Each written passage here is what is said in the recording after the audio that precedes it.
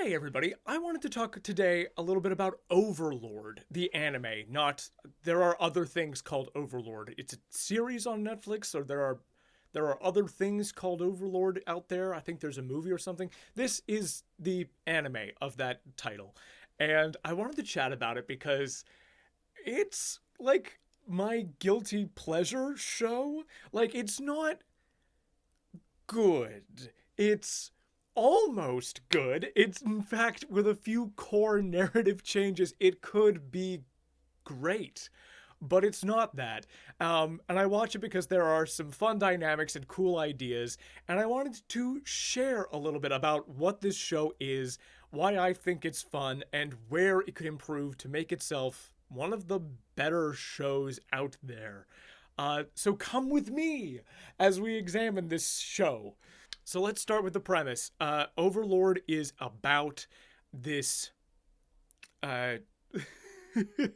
Overlord is about this guy who was a normal human in our world, who was playing a deep dive virtual reality MMO RPG with a bunch of his friends and spent all of his time in this video game. And when the game was being taken offline because not enough people were playing it anymore, he stayed all the way to the end when it was turned off. But instead of being booted out of the game and back into reality, he remains, and the world around him changes into a real world, into a world that is changed. The landscape has changed and the characters have changed for the most part, but the magic system is the same. And he is embodying his character in the game, who was a maxed level, so level 100, undead lich overlord, the master of the Tomb of Nazarick, which was the guild that he and his friends created together in this MMORPG. And he finds that he is actually inhabiting this body, and all of the NPC characters that he and his friends made together are alive and believe him to be the coolest guy ever, one of their creators.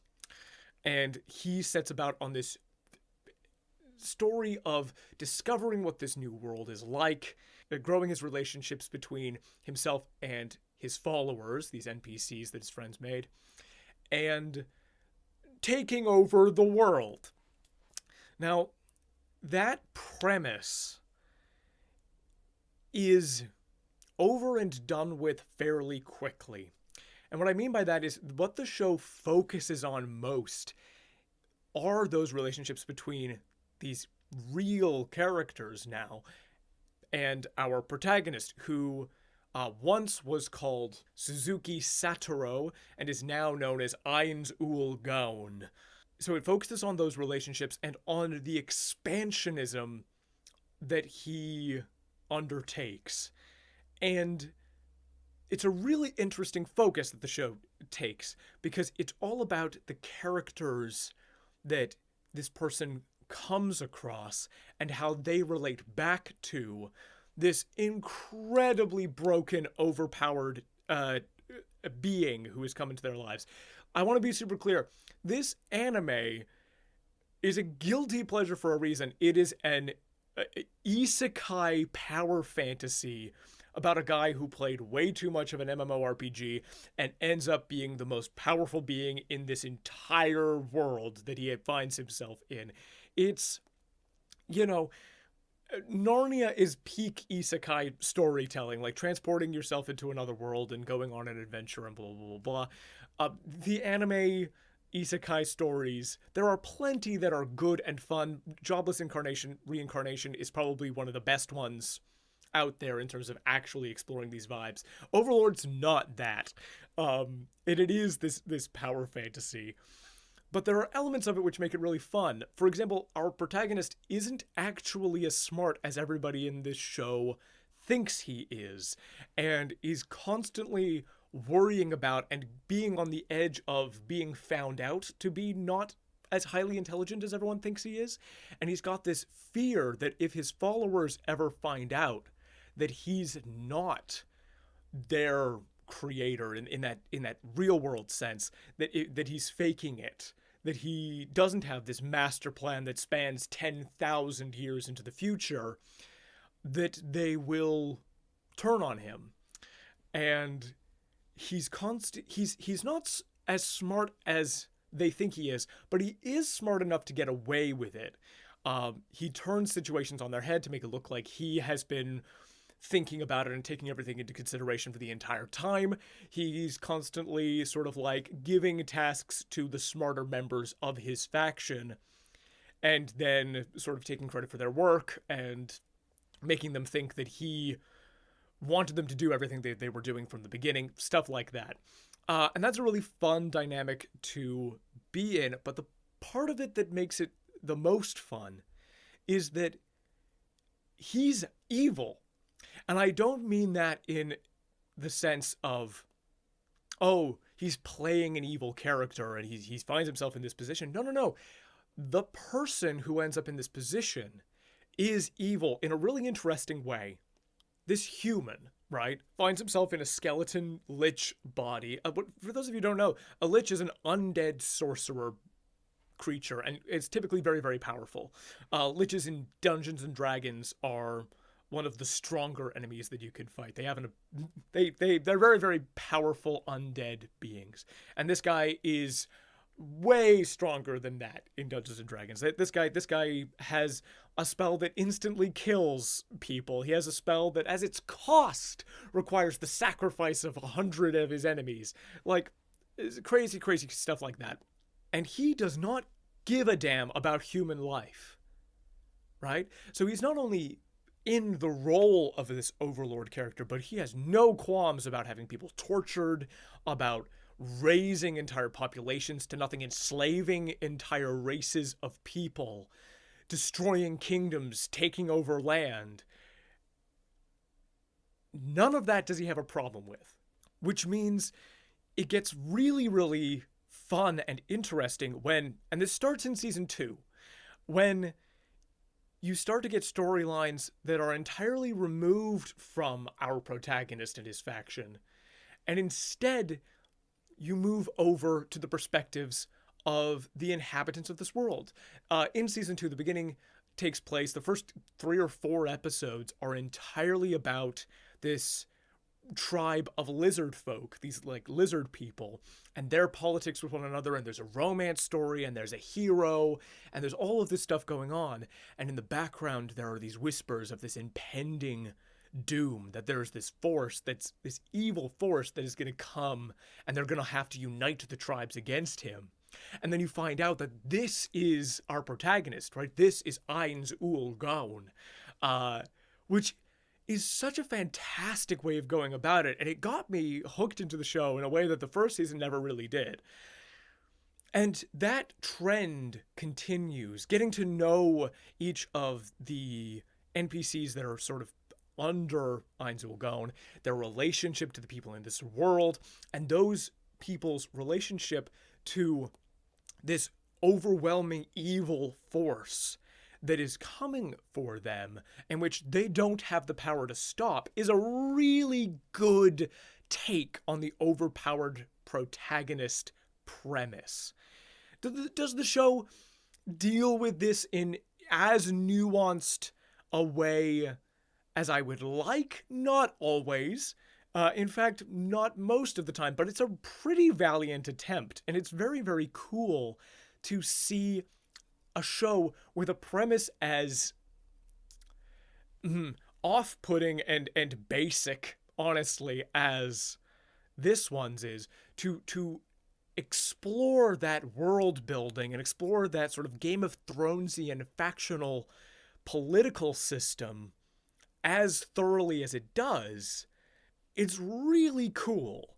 And it's this strange blend where I'm like, if this guy was writing a story set in this world with this Overlord Lich character coming into it, and we got sort of the Game of Thronesian perspectives without the isekai elements, right? Without the weird anime bullshit that is in this show, plagues it, and makes it so I can't properly recommend you watch this show, even if it was to the degree of quality that I uh, that I sort of imagine it could be in another life, you know?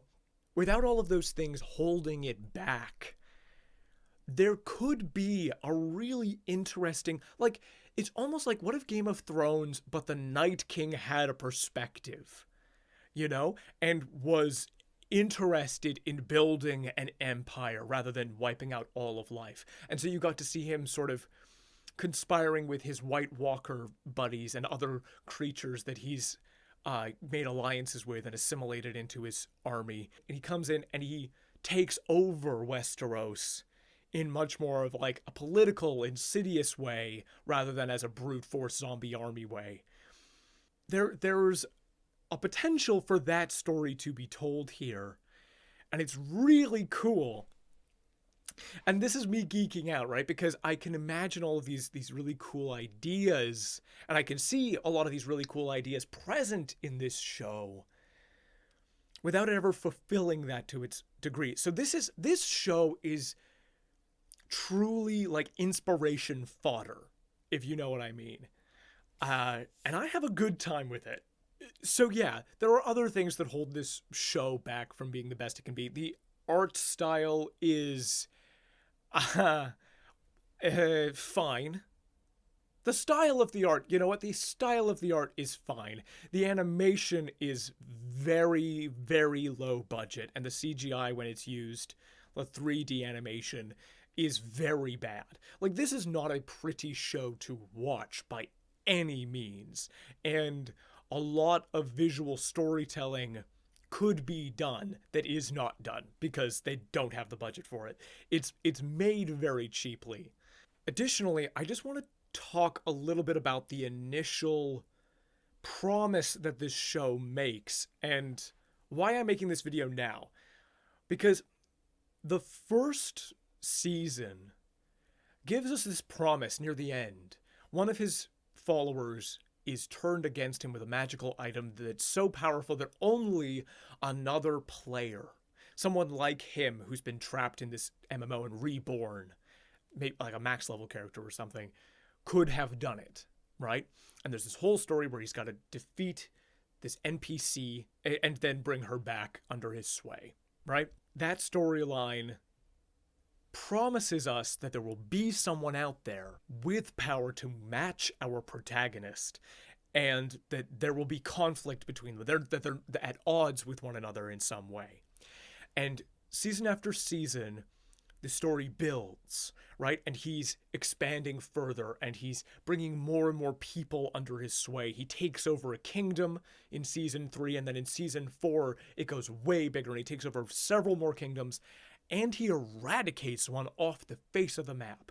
And I thought when they introduced this hero here, right, who kind of shows up and has a great deal of power and is going to fight to stop the Overlord, Ainzul Gaon, from completely wiping out this kingdom. By the way, did I mention that our protagonist is evil and doesn't have a problem with mass killing? Like, he, to make an example of them, decides to wipe out this city, and this country, rather, and this whole civilization. And in season 4, watching those characters of that kingdom react to this opposing force and the infighting in politics and how they're going to escape or whether they're going to stay or what this line of their, monarchy means and how they should behave and comport themselves in regards to their extinction is very, very cool. But this hero shows up, right? And it feels like this is the time when they're going to fulfill the promise of season 1 and we're going to see another player. And it doesn't happen. And it's a real disappointment because while it is an escalation that there is some person populating this world who is much more powerful and has abilities that Ainz hasn't seen before, they're not a threat and they're not a player. And that promise not being fulfilled after season 4 was what made me want to talk about this, because there are it's a slow burn series and it shouldn't, in my opinion, have taken this long to get where they're going. Or there should be more in that promise. In Game of Thrones, they cut to the Night King, and they talk about the implication of the Night King more often, right? And as the story goes on, you see more and more of that person coming into play. And assuming that this other player is fulfilling the role of late game bad guy, that our hero, the protagonist of the story, Ainzul Gon, is going to have to fight against one day in a late season in the story that's being told of the show, there should have been more to tease that that is where we are going. And to have a few seasons where nothing is mentioned at all, and then in the fourth season to have that tease and then it's not fulfilled, isn't a great way to keep people invested, in my opinion. Now, I'm going to keep watching this show because I have a lot of fun with it, and it, again, has really good ideas, and some of the political writing and some of the characterization is really stellar and really, really good. Most of it's not, and a lot of that is to do with anime tropes and what have you. But there's promise here. There's politics. There's interesting characterization. There's political maneuvering. There is this like wide world that has been thought about and is deep in its world building with a full population of characters. And there is a tinge of horror that shows its face every once in a while, which could have been gone deeper into. And I think that would have made it much more compelling and adult than maybe it's allowed to be. Yes, Overlord has a lot going for it. Yes, it has a lot going against it. Anime bullshit, enough said. But it's fuel and it's interesting and I wanted to talk about it. And that's basically what this video is. There. I would be interested in a show without the Isekai elements that focused on that world building and politics section. I think there's room for a really great story to be told there, even with an overpowered faction within it, maybe because of that. And I'm very curious to see where Season 5 will go. Take care.